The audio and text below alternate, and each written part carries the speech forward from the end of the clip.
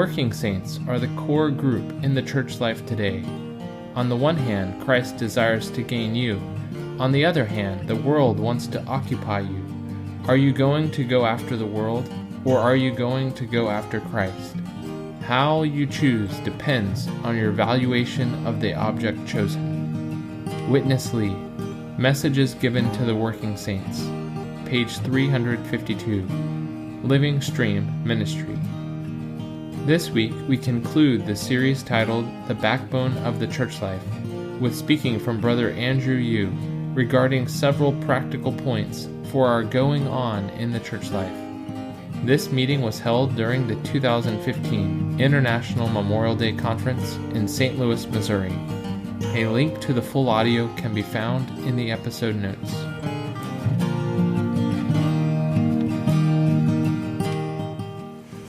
Well, it's so good to be together with you all. My name is Tom Getz. I'm from the church in Irvine, California. And since I heard about this meeting, and of course I've known these meetings have been going on for a number of years whenever we have the conferences, and I feel that's very, very good. But this time the brothers asked me if I could join, and I just have felt it's almost like my heart is on fire about this time. And I hope that whatever I would like to open up to you will come out in a kind of proper, coherent way. But I would like to start like this. Last night in the message, I don't know if you caught it, but Brother Ed began by sharing that this general subject, the need for a new revival, was a series of a conference that was given in 1999.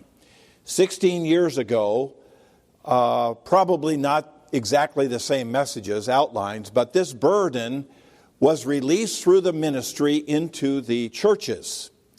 But the feeling was that it didn't get through.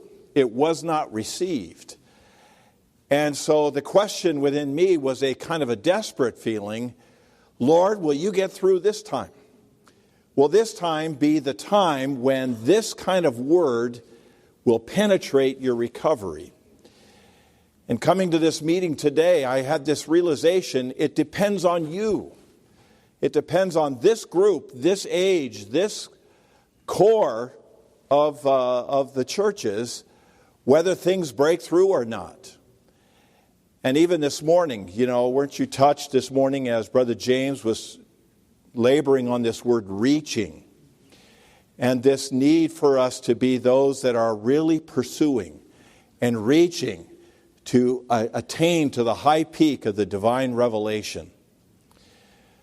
Well, this is just kind of an introductory word. I just feel that we are in an unprecedented time. Looking at the world situation, the chaos that's existing everywhere, and the need in the churches for the overcomers to be raised up, for the bride to be prepared, for what is even being released in these days to be received by us, seen by us, and practiced by us, is more desperate than ever before. And it seems to me that there is a call going out. There is a call going out, and this is a call to overcomers. We know the Bible ends with a call to overcomers. And we might disqualify ourselves and say, well, look at me, Lord. There's no way. I got 4 kids. I got a house that's a mess. I'm not qualified. I couldn't be. But that's not the way to answer the call. The call is, Lord, whatever it takes, whatever way you have, fully work on me. Do what you must do in me in these days, in these situations, that I could be one of those overcomers to become the corporate God-men to end this age. There's a line in one of our booklets that I have the opportunity to refer to from time to time. It says something like this: if the Lord delays his coming back for 5, 10, 15, or 20 years, and he wants to accomplish something, This commission must be entrusted to the young people. We might think, oh, well, young people, the teenagers. Actually, when Brother Lee spoke that, he did not have that in his mind. You're the young people. And I especially like these two words, this commission. What's the commission? What is the vision of this age and what is the ministry of this age? It surely is what we're hearing these days in these messages. And this needs to become a commission to our generation. It needs to land squarely upon our shoulders so that we feel the responsibility before God that it would be worked out in our time. That not another generation would need to be raised up, but that we would be the ones. We would be the ones. And I believe that this is a prayer. This is not some excitement. I have no desire for any kind of excitement. I don't. I know how this works. This is a prayer that takes place by you in your private room with the door shut, where it's all laid out. It's all just poured out. And we have to receive this commission from the Lord. It needs to be entrusted. Some years ago, I was helping some brothers move, and we were moving a piano, and pianos are very, very heavy. I don't know if you've ever had the pleasure of trying to move a piano, but there was like 6 of us, and the brothers were all the way around this piano, and I was on one end, and we were ready, lift, and look around, you got it, and the brother in the middle, he's just standing there like this, and the ones on the end were holding the whole thing up. He said, you got it? And he goes, yeah, I got it. And he could have moved his hands away and it would have, he was not doing anything. He was just standing there. Well, anyway, my point is, don't just stand there. Get under it. If there was some way that I knew how to pass on the commission of the Lord's recovery to the young generation, I feel now is the time.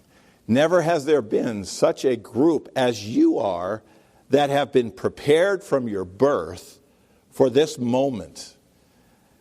And to let the days slip by and let the years click off, and then to get too busy, too entangled, too crazy with all the things that are happening, marriage and kids, and all the things. I know, but we have to reserve our capacity for the Lord's interest and for His move.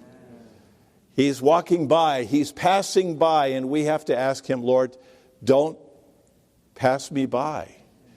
Don't let others take my place. This is my portion. I was raised for this. I grew up for this. And just to follow Jim, I came into the church life 45 years ago as a teenager. I thoroughly and completely expected that the Lord would come back long before now.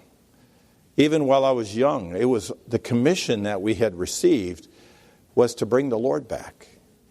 I still feel that commission. But I'm not sure how much longer the Lord will delay, nor how much longer my journey will be. But how I wish, how I long that I could be on the earth at the time when the Lord comes back. This has been a commission that has been certainly on our shoulders for many, many years. And if there was certainly a way that we could pass on this kind of feeling, this kind of sense of responsibility to the Lord and to the Lord's recovery, we would surely would do that. Much grace to you all. Amen. Okay, a few weeks ago I was talking to a brother who's the CEO and the chairman of a big, huge hotel. And he always wants so much to be a co-worker. and he wants to be a full-timer. He said, my job is killing me, and I wish I could be free from it. I pointed my finger at his nose. I said, brother, don't ever think that way. You be an overcomer right where you are right now. And that's what the Lord wants us to be overcomers, not in the place up in the mountain, in the monastery, or at Grace Garden, for that matter. No, it's the Lord wants us to be the overcomers right where we are. Okay, I want to share with you 2 things, or maybe 3, if I have the time. And those were the things that I charge the full-time graduates when they get out. Because I see them for 2 years in this control environment, and then suddenly they have to get out of this control environment to get into an environment that is extremely challenging. Challenging mainly because of this, I tell you. Because the full-time training is a wonderful place, and if you have never been to the full-time training yet, do come. But that is a place where for 2 years, you get all the decision-making stripped off from you, and you don't make any decision. You won't have that in your life again. And that's wonderful, because you don't have to make any decision. Every decision from the time you get up in the morning until the time you go to bed, on what you do every single day and every moment and every hour, it's all decided for you. Well, suddenly you get flushed out into an environment where you make every single decision. And that can be quite a adjustment. So here's the thing. I have an iPhone. And the iPhone can do all kinds of wonderful things. But it doesn't work if you don't have the apps. So you have all the wonderful truth in the Lord's recovery, but it's like an iPhone. So I'm going to give you 2 or 3 apps. I have about 30 or 50 in my drawer that I give out to the young people. Okay. One of the first things that I always give to the graduating full-timers, get a companion. That's the first app. I wish I can invent an app that can be fed into your iPhone on teaching you and tracking you how to get a companion. I wish I could do that, but I'm not technical, so I can't do it. But I think that's a good app. Maybe some of you can design that app. You download it and then, hey, do you have a companion? Not yet. Okay, now I got a companion. Give me his name. Okay, you write down his name. When do you guys get together? Blah, blah, blah, blah. Then you start communicating with you. All right. You know what I'm talking about. Get a companion. That's not a joke. It's very, very practical. And, when you make changes, make turns, that's when you get in the accident. You stay on the same lane, it's easier. You take the turn, that's when it's easy to get accident. Same thing in life. When you get married, when you have children, when you change your job, and when you change your city, then those are the times when it can get rough. Because here you have been in a church life and you have all these wonderful brothers and sisters taking care of you. Then suddenly you get to a locality where nobody takes care of you. All right? Wherever you get a turn, get a companion. That's very important. So you get out of the training, get a companion. You get out of graduate school and you start a new job, get a companion. You move to a new city, get a companion. So remember, you can't be that strong alone. Nobody can be that strong alone. You have to have companion. And the companion doesn't have to be very spiritual. It just have to be a companion, that's all. So that's app number 1. Very, very usable. Very, very good. if you would use it. And if you would use it, it will really, really help you. Get a companion. Always, wherever you go and whatever stage in life you are at, get a companion. And get a companion, and I used to say, if you can't get a companion to pray, at least get a companion to be a companion. But then the companion would move on to be a praying companion, and praying companion eventually becomes a gospel companion, and then eventually it moves on, and then he finds another companion. Okay, anyway, you have to get a companion. Say amen? Amen. Okay, another app that I give to you. Set limits. And, the biggest problem was a lot of the working saints, young people, well, people in general, but young people in particular, is they don't know how to set limit. Okay, physically, doctors know. You can go beyond your limit and you don't know it. And suddenly you get sick because you have been going beyond your limit, and you stay up for 48 hours and you thought you could do it, and you it felt like you could do it, but you had gone beyond your boundary. And so when you do that, well, you reap the consequence, like Jim said. You sow to your flesh, you reap corruption. You can't avoid it. And so you have a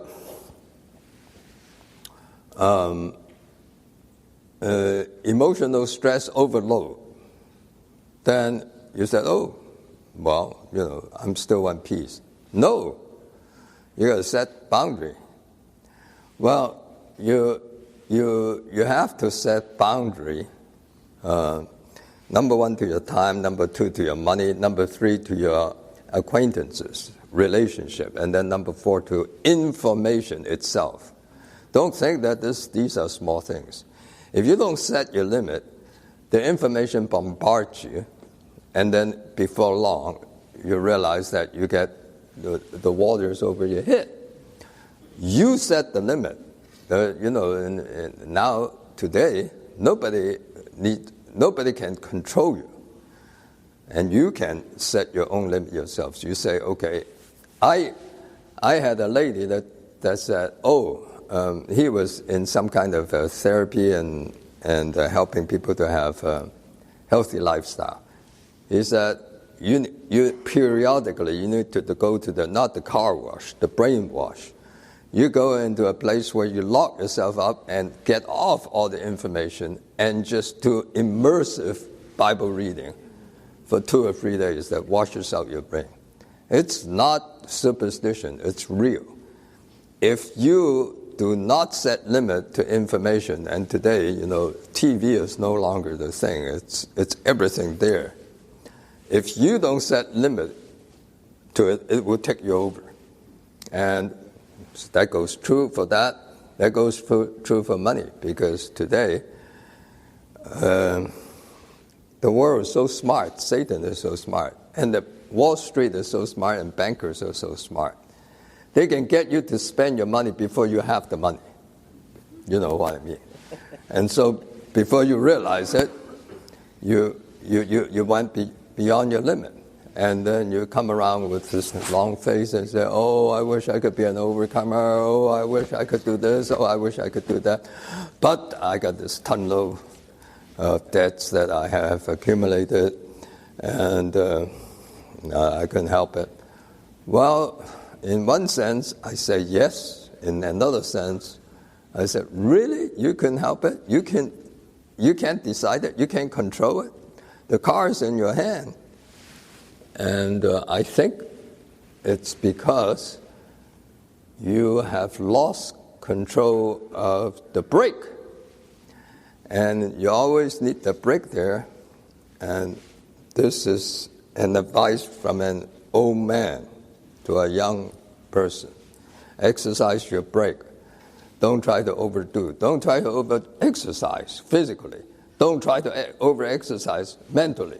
Don't try to over-exercise financially.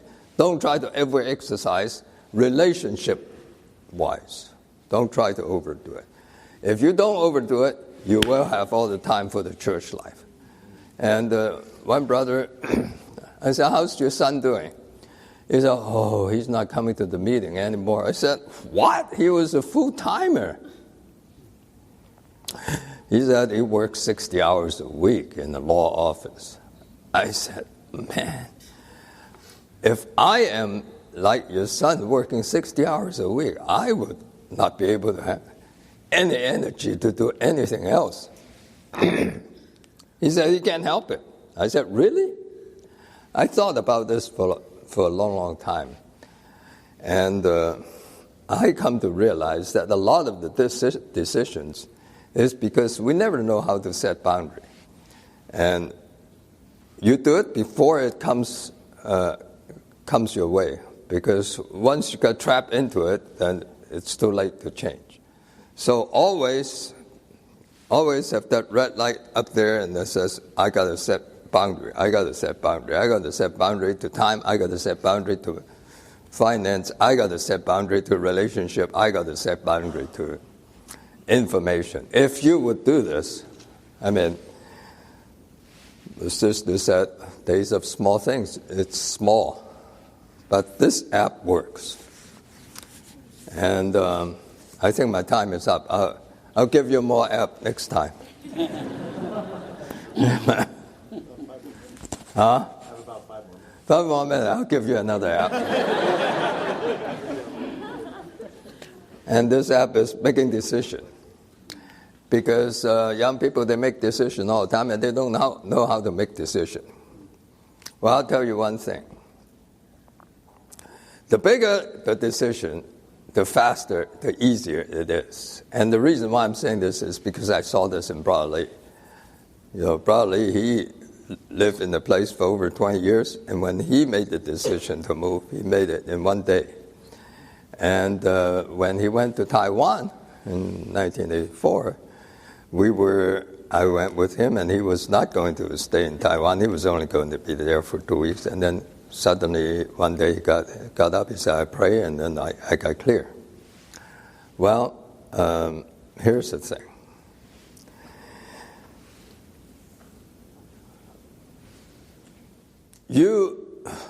The biggest thing about decision making is that you get to get rid of yourself so that you would not be deciding things based on your own choice and based on your own preference.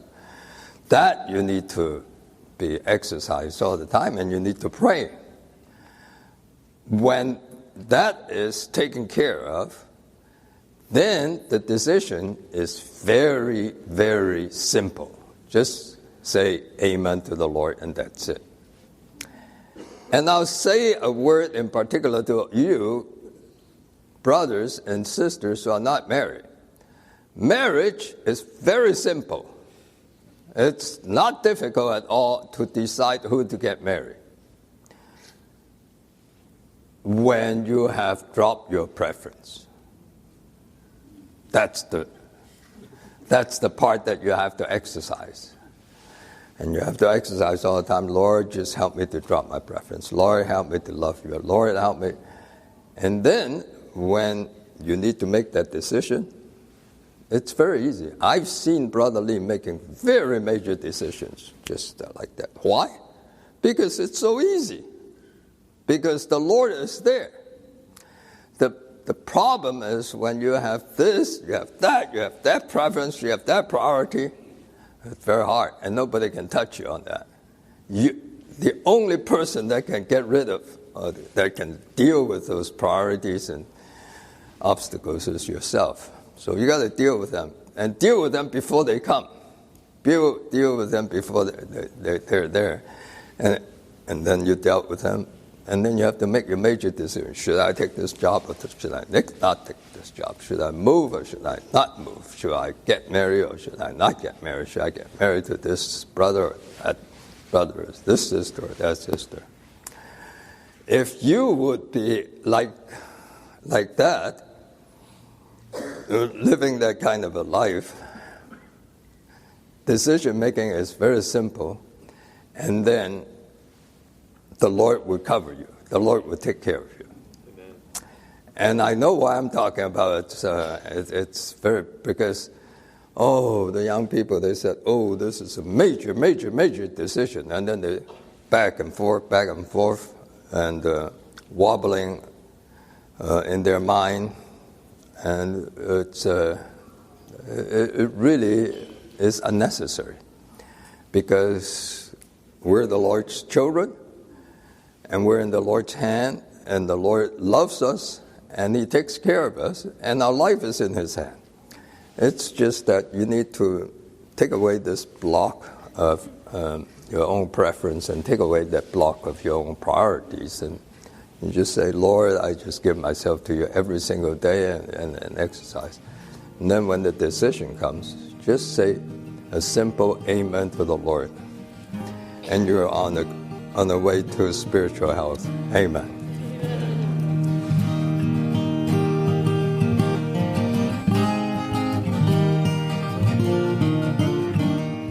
Thank you for joining us today. To hear the complete recording and other messages, please visit livingtohim.com. If you would like to receive regular updates from us, please subscribe to this podcast and join our mailing list on our website. You can also find us on Facebook, Instagram, and YouTube, where our handle is @livingtohim.